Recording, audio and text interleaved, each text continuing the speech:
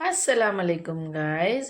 என்ன பண்ணின்னு இருக்கிறேன்னு பார்க்குறீங்களா? இன்றைக்கி மிளகு ரசம் செய்யலான்னு சொல்லி பிளான் பண்ணியிருக்கிறேன். ஸோ அதுக்கு தேவையான இன்க்ரீடியன்ஸ் தான் இது எல்லாமே.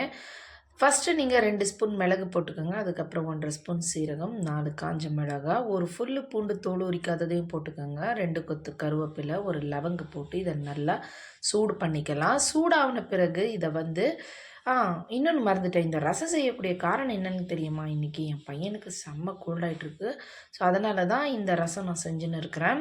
எங்கள் அம்மா எனக்கு இது தான் செஞ்சு கொடுப்பாங்க. ஸோ நானும் என் பையனுக்கு இது செஞ்சு கொடுத்துன்னு இருக்கிறேன். ஸோ மிக்ஸி ஜாரில் போட்டு இதை குறப்பாக அரைச்சி அதுக்கப்புறம் ஒரு பாத்திரம் வச்சு இந்த பாத்திரத்தில் எண்ணெய் ஊற்றிருக்கிறேன் 2 ஸ்பூன் அளவு. அது சூடான பிறகு கொஞ்சமாக கடுகு கருவேப்பிலை போட்டிருக்கிறேன். பொரிஞ்ச பிறகு அந்த பவுடர் இருக்கு இல்லையா, அதையும் இதில் ஆட் பண்ணிடலாம். ஸோ ஆட் பண்ண பிறகு இதை நல்லா 2 மினிட்ஸ் ஃப்ரை பண்ணலாம். ஸோ ஃப்ரை ஆன பிறகு ஒரு டொமேட்டோ ஸ்மாஷ் பண்ணி இதில் ஆட் பண்ணிக்கலாம். இதையும் நல்லா ஒரு 2 மினிட்ஸ் ஃப்ரை பண்ணலாம்.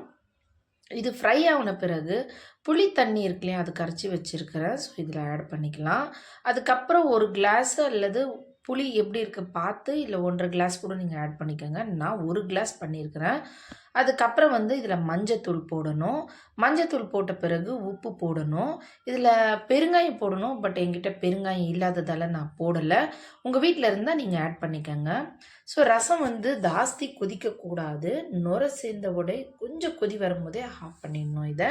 அதுக்கப்புறம் நான் இதுக்கு கொத்தமல்லி போட்டிருக்கிறேன். கொத்தமல்லி நீங்கள் அரைக்கும் போது கூட போட்டுக்கலாம், நீங்கள் இதுலேயும் போட்டுக்கலாம்.